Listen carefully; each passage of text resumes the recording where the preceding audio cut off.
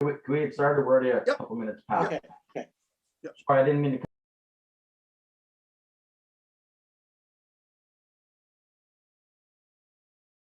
So with that, I think we're ready to go. So I'd like to call this Committee of Adjustment hearing to order. Just before we get started this evening, I'm just going to go through quickly the committee's protocols for this evening. As I started this evening, we only have one application this evening that we'll be hearing, and I'm assuming all committee members can hear. I think I've heard from everyone. Donna, you were the only one that came in a little bit late there, that you can hear us and see us okay. Very good. I see your head shake nodding. So with that, we have one application this evening that we're going to hear. The first order of business before we get to that application will be to ask any committee members if they have any conflicts of interest with any of the one application this evening, followed by any requests or deferrals. And because this is an electronic meeting, that'll be done as soon as the applicant is brought into the meeting.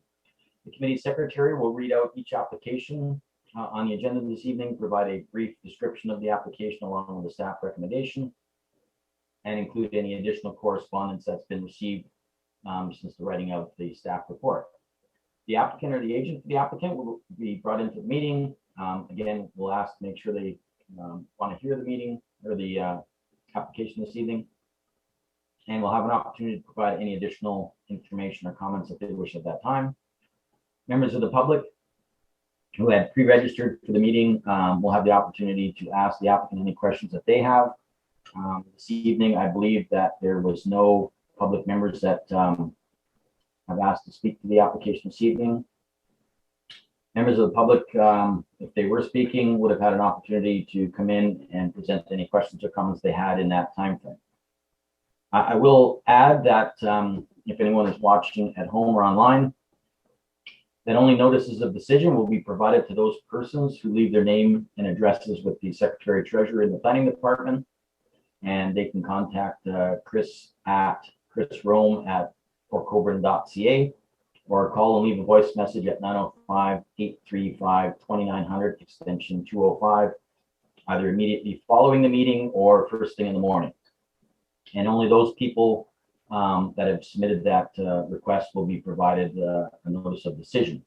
In order to be advised of any possible local planning appeal tribunal hearings, you must request to be sent a copy of the committee's decision.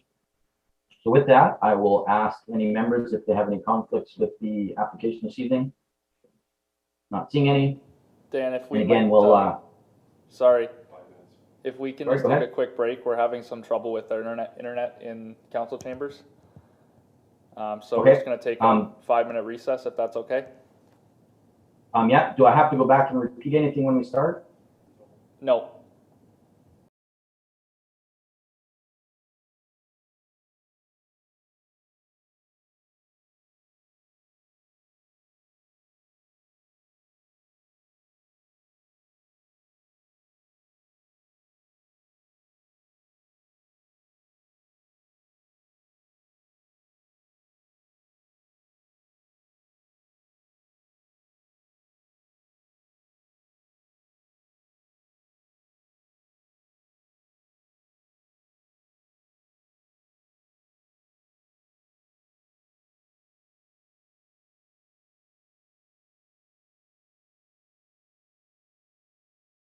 Yep.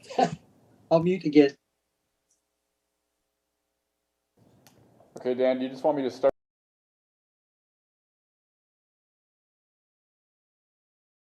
We went through, there was no conflict, so just to reconfirm that. And yes, Mr. Secretary, you can go with the first application, please. Okay. Okay, so our first application tonight is application number B09-21-PC in the matter of the Planning Act RSO 1990 CP 13 section 53(1), and in the matter of the property legally known as Concession 1, part of lots 21 and 22 in the city of Port Colborne, Regional Municipality of Niagara, and located in the agricultural zone, municipally known as 650 Lorraine Road. And in the matter of an application by under section 53(1) of the Planning Act RSO 1990 chapter P13 so as to permit the conveyance of Part 1 having a lot frontage of 119.70 meters and a lot area of 6,855 square meters on Lorraine Road for a continuing residential use.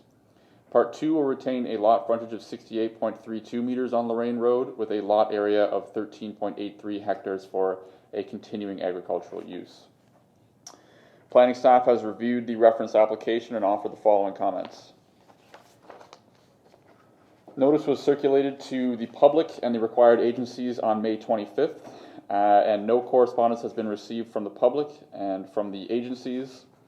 From the drainage superintendent, should the severance be approved, a drainage apportionment agreement will be required, and if the parcels do not drain independently of each other, it is recommended that a mutual agreement drain be registered on both parcels. Both the NPCA and the fire department had no objection to the application. And from the region, consistent with the PPS and conforms to the intent of the provincial or regional policies for lot creation in the agricultural area, subject to the conditions in the memo to the committee. And confirmation of the city staff, confirmation from city staff that the lot complies with the minimum distance separation. Regional staff does not object to the proposed consent, subject to the satisfaction of any local requirements and the conditions that were set out in the memo to the committee.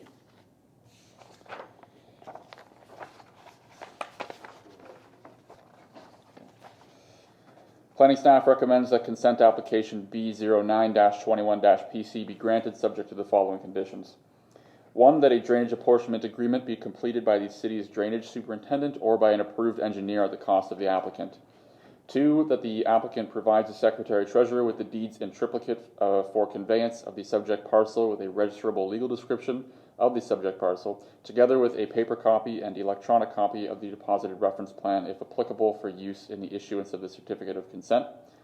3, that a final certification fee of $212 payable to the City of Port Colborne be submitted to the secretary-treasurer.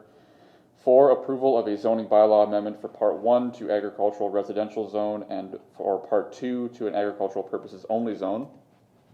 5, that the zoning bylaw amendment application to rezone Part 2 to agricultural purposes only to prohibit the construction of residential dwelling in perpetuity be approved and in effect.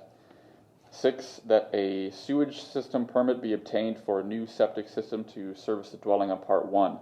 The permit application must comply with the recommendations of the hydrogeological assessment prepared by Terra Dynamics Consulting Inc., dated February 18, 2021, including a new septic system meeting minimum Ontario Building Code requirements and as shown on Figure 4 of the report, as well as a new water cistern to replace the existing well.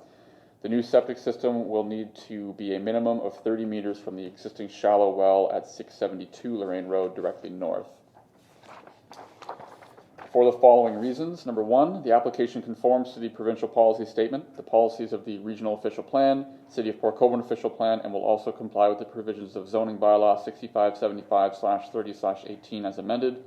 And 2, this decision is rendered having regard to the provisions of subsection 5124 of the Planning Act RSO 1990 CP 13. And that concludes the correspondence for this application. Thank you. If you can bring in the applicant, please.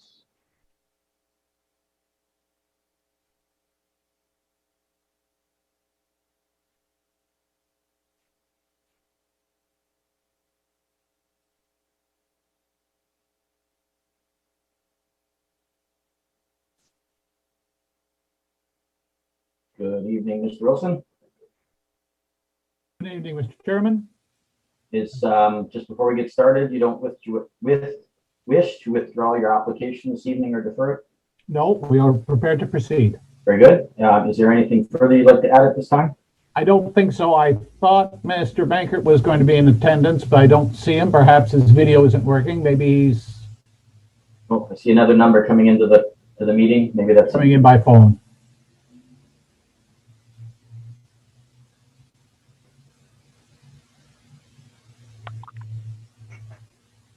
Hello, Dave Bankert here. Okay, Dave is here just by phone, not video as well. I think the application is, again, disposal of surplus farm dwelling. Mr. Bankert is farms substantial acreage in and around Port Colborne. I believe the last I talked to him on his business, it was still organic agricultural, David? Yes, that's correct. Yep. So he has significant acreage, lives on Weaver Road, so not that far away, but the dwelling obviously is surplus to his needs. It will be repaired and maintained, and the septic system will be installed. So the conditions are satisfactory. Don't have anything else to add unless the committee members have questions. Very good, thank you. Do any members have any questions this evening of the applicant? Everyone shaking their head no. So with that, does anyone have a recommendation since there's no public additional public feedback? Eric? Application B09-21-PC as concession 1, part of lots 21 and 22, municipally known as 650 Lorraine Road. Consent application B09-21-PC be granted, subject to the conditions outlined in the memo to the committee dated June 9th, 2021. For the following reasons. 1, the application conforms to provincial policy statement, the policies of the regional official plan, city of Port Colborne official plan, and will also comply with the provisions of zoning bylaw 6575/30/18 as amended. 2, this decision is rendered having regard to the provisions of subsection 5124 of the Planning Act RSO 1990, Chapter P13. Thank you. Can I get a seconder to that? Angie, any questions or comments? All those in favor? Opposed, that'll be carried. Thank you, sir. Thank you.